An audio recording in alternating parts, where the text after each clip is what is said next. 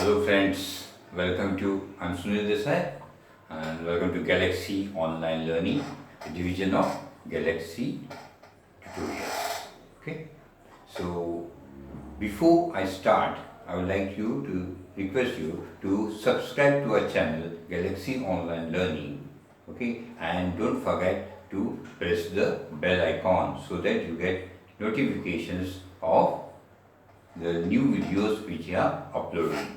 Okay, and also don't forget to register. Those who haven't yet register with Galaxy Tutorials so that you can get a study packet which will make your studies very easy studying from home.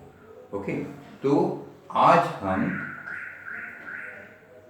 कक्षा 10वीं के लिए जो हिंदी पाठ्य पुस्तक है स्पर्श 2, okay, CBSE के लिए स्पर्श 2 का जो पाठ्य पुस्तक है उसका पहला पाठ हम आज पढ़ने जा रहे हैं। ओके, तो इस पाठ का नाम है साखी। इनफैक्ट ये क्या है, छंद है, दोहों का छंद है। किसने लिखे हैं ये दोहे? संत कबीर दास जी ने ये दोहे लिखे हुए हैं। ये छंद है, मतलब कलेक्शन ऑफ दोहे।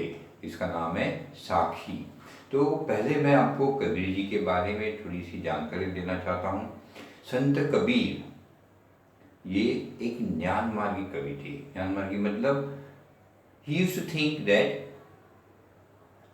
आपको अगर ईश्वर की प्राप्ति होनी है तो आपको ज्ञान का अवलंबन करना जरूरी है, मतलब ज्ञान लेना बहुत जरूरी है। और कौन सा ज्ञान? मोटी मोटी पुस्तकें पढ़ के, बड़ी मोटी पुस्तकें पढ़ के जो ज्ञान मिलता है वो नहीं, तो अनुभव का ज्ञान, अनुभव के ज्ञान से हम ईश्वर तक पहुंच सकते हैं। और वो अनुभव पाने के लिए संत कबीर जी ने क्या किया? बहुत सारा भारत भ्रमण किया। He travel a lot in India. इसीलिए हम क्या देखते हैं कि उनकी जो दोहे हैं उसमें किसी एक भाषा नहीं, अनेक भाषाओं का मिश्रण है। ओके, उनके जो दोहे हैं उसमें आपको अवधी, राजस्थानी, भोजपुरी, पंजाबी, ओके, ऐसे अनेक भाषाओं का मिश्रण आपको उस दोहों में मिलता है। इसके लिए उनकी भाषा एक पचमेल खिचड़ी भाषा कही जाती है। उनके दोहे बहुत ही दोहे होते हैं। दोहे मतलब what you call it in English couplets, सिर्फ 2 लाइन के, लेकिन उनके पीछे बहुत ही गहरा अर्थ होता है। कबीर जी के बारे में मैं एक बोलूँ तो कबीर जी का जन्म एक हिंदू कुटुंब में हुआ था, लेकिन उनको पाला पोसा एक मुस्लिम कुटुंब में था। ओके, तो उनका यही कहना है कि, और उनके जो छोटे छोटे जो दोहे हैं, हाँ, उनका कहना है कि आपको ईश्वर पाने के लिए, ईश्वर के पास जाने के लिए, ईश्वर की प्राप्ति होने के लिए आपको क्या, ईश्वर ही सब कुछ है, उसकी प्राप्ति के लिए आपको क्या करना चाहिए, वही उन्होंने अपने दोहों में कहा है। ओके, तो साखी का मतलब it comes from the main word साक्षी। साक्षी मतलब साक्षी का मतलब क्या होता है कि प्रत्यक्ष अनुभव किया हुआ ज्ञान, प्रत्यक्ष ज्ञान जो आपने खुद ने अनुभव किया है। और उन्होंने उनको जो भारत भ्रमण में जो अनुभव मिला है, जो ज्ञान मिला है, उसके बदौलत उन्होंने ये दोहे लिखे हुए हैं। तो पहले मैं पढ़ता हूँ आपके लिए, फिर हम एक एक दोहा वापस पढ़ेंगे और मैं आपको एक्सप्लेन करते जाऊंगा। ओके, ठीक है, तो हम पहले पढ़ते हैं साखी। संत कबीर दास। ऐसी बाणी बोलिए मन का आपा खोई, अपना तन शीतल करे औरन का सुख होई। कस्तूरी कुंडली बसे मृग ढूंढे बन माही, ऐसी घटी घटी राम है दुनिया देखे नाही। जब मैं था तब हरि नहीं, अब हरि है मैं नहीं। सब अंधियारा मिट गया जब दीपक देखा माही। सुखिया सब संसार है, खाहे अरु सोवे। दुखिया दास कबीर है, जागे जागे अरु रोवे। बिरह भुवंगम तन बैसै, मंत्र न लागे कोई। राम वियोगी ना जीवै, जीवै तो बौरा होई। निंदक नेड़ा राखिए, आंगणी कुठी बंधाई।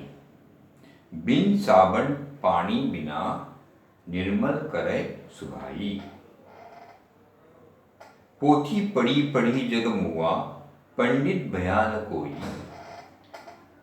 ऐकै आशिर पीव का, पढ़े सुपंडित होई। हम घर दादा आपना, लिया मुराड़ा हती। अब घर जालो तास का, ये चले हमारे साथ। Okay, so this is the Saki which he has written, and now I'll come to each couplet and I'll try to explain you each one of this couplet. Okay, जिसे हम दोहे कहते हैं। तो पहला दोहा, ऐसी बाणी बोलिए मन का आपा खोई। अपना तन शीतल करे, औरन का सुख होई। मतलब वाणी मतलब वचन या बोलना, ओके। और आपा मतलब अहंकार, ओके। शीतल मतलब ठंडा, ओके। सो हमें ऐसी बातें करनी चाहिए कि जिससे जो हम बात करते हैं उससे हमारा अहंकार ना दिखाई दे, ओके। हम जब we should not talk in a proudy way, हमारा अहंकार ना दिखाई दे जब हम बात करते हैं, ओके। तो क्या होगा, या सामने वाले को अहंकार दिखाई देगा तो सामने वाले को क्या होगा, क्रोध आ जाएगा, ओके। तो हम जब बात करते हैं तो हमें ऐसी मीठी बात करनी चाहिए और हमारा अहंकार हमें छोड़ना चाहिए। अहंकार हमें कहीं, हमारी बातों में हमारा अहंकार कहीं नहीं दिखना चाहिए, ओके। इससे क्या होगा, इससे हमारा तन शांत रहेगा, हम शांत रहेंगे और सामने वाला जो सुनने वाला है वो भी, उसे भी प्रसन्नता होगी, उसे सुख मिलेगा, मतलब वो भी प्रसन्न होगा, ओके। अब हम दूसरे दोहे के पास आते हैं। कस्तूरी कुंडली बसे, मृग ढूंढे बन माही। ऐसी घटी घटी राम है, दुनिया देखे नाही। तो इस दोहे में संत कबीर कहते हैं, क्या कहते हैं कि वो इस दोहे में ईश्वर का महत्व स्पष्ट करते हैं, ओके। वो क्या कहते हैं, संत कबीर ईश्वर का महत्व स्पष्ट करते हुए कहते हैं कि जैसे कस्तूरी मृग को पता नहीं होता है कि उसके कुंडली मतलब नाभि, नेवल की नाभि में कस्तूरी है, उसे पता नहीं होता है, लेकिन उसका सुगंध उसे आता है। तो वो सुगंध कहाँ से आ रहा है, वो ढूंढने के लिए वो सारा जंगल छानता है, पूरे जंगल में घूमते रहता है। सुगंध उसे मालूम नहीं कि उसके खुद के नाभि में ही वो कस्तूरी है, उसकी सुगंध उसे आती है। तो वो सुगंध ढूंढते ढूंढते पूरे जंगल को छान मारता है, ओके। वैसे ही हम ईश्वर को ढूंढने के लिए मंदिर जाते हैं, तीर्थस्थल जाते हैं, गिरिजाघर जाते हैं, मस्जिद जाते हैं, गुरुद्वारा जाते हैं, लेकिन हम भूलते हैं कि हर आदमी के बीच में ही ईश्वर है, उसके तन में ही ईश्वर है। तो अगर हम हर एक, हमारे आजू बाजू में इतने सब आदमी हैं, इतने जो इंसान हैं, उनमें जो ईश्वर है उसको ढूंढने के बजाय हम ईश्वर ढूंढने के लिए कहाँ जाते हैं, मंदिर जाते हैं। तो वही मतलब वही संत कबीर हमें कहना चाहते हैं कि आप ईश्वर को ढूंढने के लिए बाहर मत जाओ, हर एक के तन में, आपके खुद के तन मन में आप ईश्वर वास कर रहा है, रह रहा है, ओके। नेक्स्ट, जब मैं था तब हरि नहीं, अब हरि है मैं नाही। सब अंधिया मिटी गया, अंधियारा मिटी गया, जब दीपक देखा माही। अभी संत कबीर इस दोहे में क्या कह रहे हैं? मैं मतलब अहंकार, कि अगर आप में अहंकार हो, अगर आदमी में अहंकार हो तो उसे कभी ईश्वर प्राप्त नहीं होगा। ओके, ईश्वर प्राप्त के लिए, ईश्वर की प्राप्ति के लिए आपको अहंकार को नष्ट करना होगा, अहंकार को छोड़ना होगा। और जब आप अहंकार छोड़ेंगे तभी आपको ईश्वर मिल जाएगा। और ईश्वर मिल जाएगा तो आप जब आपको ईश्वर मिलता है तो आपके शरीर में, आपके मन में जो अहंकार रूपी अंधेरा है, अहंकार रूपी अंधेरा जो है वो अपने आप मिट जाएगा, अपने आप नष्ट हो जाएगा। नेक्स्ट, सुखिया सब संसार है, खाए अरु सोवे, दुखिया दास कबीर है, जागे अरु रोवे। तो इस दोहे में, इस चौथे दोहे में कबीर जी, संत कबीर क्या कहते हैं? संत कबीर के अनुसार सारी दुनिया, सुखिया सब संसार है, मतलब सारा संसार, सारी दुनिया सुखी है, उन्हें कोई चिंता नहीं है, क्योंकि बस खाना और सोना यही उनका काम है। संसार के सभी लोगों का, सभी इंसानों का काम क्या है? खाना और सोना, इसके लिए सब सुखी है। दुखिया दास कबीर है, जागे अरु रोवे, मतलब कबीर जैसा आदमी जो जिसे ईश्वर से वियोग है, वो ही सिर्फ रो रहा है, वो ही दुखी है। रो रहा है मतलब वो ही, जो व्यक्ति, उन्हें ये कहना है कि जो व्यक्ति भगवान के वियोग में है वो ही सिर्फ दुखी है, बाकी सब सुखी है, क्योंकि किसी को कोई चिंता नहीं, उनको बस क्या करना है? खुद के लिए खाना और सोना है, बाकी उन्हें कोई चिंता नहीं है। बिरह भुवंगम तन बैसै, मंत्र न लागे कोई, राम वियोगी ना जीवै, जीवै तो बौरा होई। संत कबीर जी को इस दोहे से ये कहना है कि जब किसी मनुष्य के शरीर के अंदर, अपने प्रिय व्यक्ति बिछड़ने का सांप बसता है, भुजंगम मतलब सांप, ओके, मतलब अगर कोई हमारे बेहद प्रिय व्यक्ति हमें छोड़ के चली जाती है, ओके, तो जब वो सांप, वो क्या कहते हैं, जब छोड़ के चलते हैं, जो वियोग आता है, जो सांप बसता है, तो उस पर हम कोई भी कितना भी समझाए उसे, तो उसके ऊपर उसका मंत्र, वियोग का जो प्रिय बिछड़ने का जो सांप बैठा है, वो कितना भी मंत्र पढ़ो, आप कितनी भी दवा दो, वो जाएगा नहीं। ओके, मतलब जो दुख होता है कोई प्रिय व्यक्ति जाने की वजह से, वो कितने भी समझाने के बावजूद वो जाता नहीं है। इसी प्रकार ईश्वर की वियोग में मनुष्य भी जीवित नहीं रहता। ओके, राम वियोगी ना जीवै, मतलब वैसे ही ईश्वर के बिना मनुष्य जीवित नहीं रहता। और जीवा तो बौरा हुई, बौरा मतलब पागल, ओके, मतलब अगर जिए भी तो भी वो पागलों जैसा जिए, ओके, अगर वो जिए भी, मतलब अगर ईश्वर का वियोग में आदमी जीवित नहीं रह सकता, अगर जीता है तो भी वो पागलों जैसा जिएगा, उसकी हालत पागलों जैसी हो जाती है। ओके, अगला दोहा है, निंदक नेड़ा राखिए, आंगणी कुटी बंदाई, बिन साबण पानी बिना, निर्मल करे सुबाई। मतलब कबीर जी, संत कबीर इस दोहे में क्या कहते हैं कि निंदा करने वाले व्यक्ति हम हमेशा हमारे साथ होना चाहिए, हमारे पास होना चाहिए, और उसको पास रखने के लिए, हमारे साथ रखने के लिए चाहे तो हमें उसे घर बांधकर उसका रहने का प्रबंध करना चाहिए।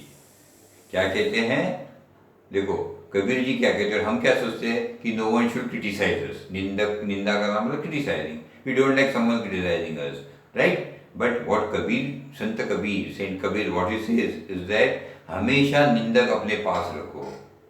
अगर वो पास रखने के लिए आपको घर, उसके लिए घर बांधना हो तो भी आप बांधो, अपने आंगन में उसके लिए कुटी बांध दो, एक घर बांध दो, ताकि वो हमेशा आपके पास रहे। क्यों? क्योंकि ये जो निंदक है वो हमेशा आपकी त्रुटि दिखाएगा, आप में जो कमियां हैं, ओके, आप में जो कमियां हैं वो हमेशा वो दिखाते रहेगा।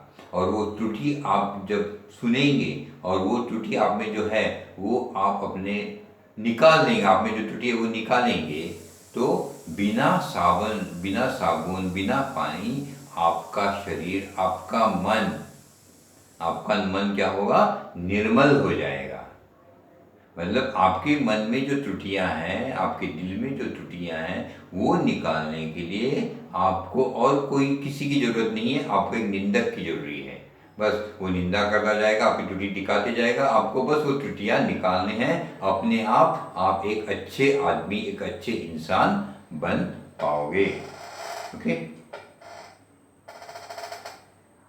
पोथी पढ़ी पढ़ी जग मुआ, पंडित भयान कोई, ऐके आशीर पीव का, पढ़े से पंडित होई। संत कबीर इस दोहे से हमें क्या कहते हैं?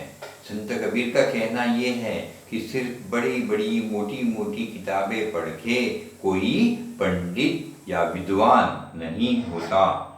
ओके। अगर किसी मनुष्य को विद्या चाहिए, ज्ञान चाहिए, तो उसे सिर्फ ईश्वर भक्ति का एक अक्षर पढ़ना चाहिए। अगर वो ईश्वर भक्ति का एक अक्षर भी पढ़ जाए, ओके, तो क्या होगा, वो ज्ञानी हो जाएगा। मतलब संत कबीर जी का कहना ये है कि ईश्वर सब कुछ है। ओके। सबसे बड़ा ईश्वर है। ईश्वर, अगर आप ईश्वर का एक शब्द भी पढ़ते हैं, ओके, ईश्वर एकमात्र सत्य है, और उसको एक शब्द भी ईश्वर के बारे में आप जान लेते हैं, तो आपको और कुछ भी नहीं जानने की जरूरत है, आप ज्ञानी बन जाओगे। ओके। तो एक अक्षर ईश्वर का, मतलब आप ईश्वर का सत्य जानोगे। ईश्वर का आप जब ईश्वरी सत्य और वो सत्य जब आप जानोगे, तो आप अपने आप ज्ञानी बन पाओगे।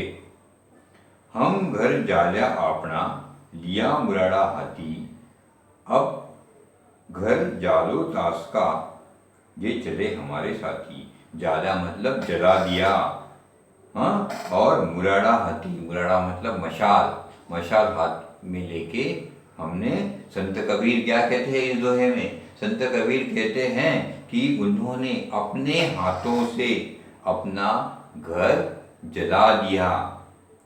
उनका कहना है कि उन्होंने मोह माया रूपी घर को अपने हाथों से जलाकर ज्ञान प्राप्त कर लिया है। जो भ्रमण किया उन्होंने, उसमें उन्होंने मोह माया को त्याग करके जो ज्ञान लिया है, उससे उनका मोह माया सब जल गई है। तो उनके हाथ में अभी क्या है? ज्ञान रूपी मशाल है। उनके हाथ में क्या है? मशाल है। और मशाल कैसी मशाल है? ये ज्ञान की मशाल है, ज्ञान रूपी मशाल है। और जो भी उनके साथ में आएगा, उसका अज्ञान, उसके मन में जो अज्ञान है, वो इस ज्ञान रूपी मशाल से जल जाएगा। और ज्ञान रूपी मशाल से जल जाने की वजह से क्या होगा कि वो आदमी, एक अच्छा आदमी, ईश्वर को जान पाएगा। और ईश्वर को जान पाएगा तो वो ज्ञानी हो जाएगा। ओके। तो इस दोहे में कहते हैं कि जो हमारे साथ आएंगे, कबीर कहते हैं कि जो हमारे साथ चलेगा वो मेरे जैसे ही, क्या जो अज्ञान है उसके अंदर, कि मैंने मोह माया त्याग दी है अपने हाथों से, किस वजह से, ज्ञान पाके। ओके, तो वैसे ही आप भी अगर मेरे साथ चलेंगे तो मेरी इस ज्ञान रूपी मशाल से आपके मन का अंधकार मिट जाएगा और आप भी ज्ञानी बन जाओगे। Okay, I hope you have understood this छंद, उनके दोहा का छंद है वो आपको समझा होगा। बहुत ही आसान तरीके से मैंने आपको बताया है। I hope so and you have understood it. Okay, that's all for now. Good day. Thank you.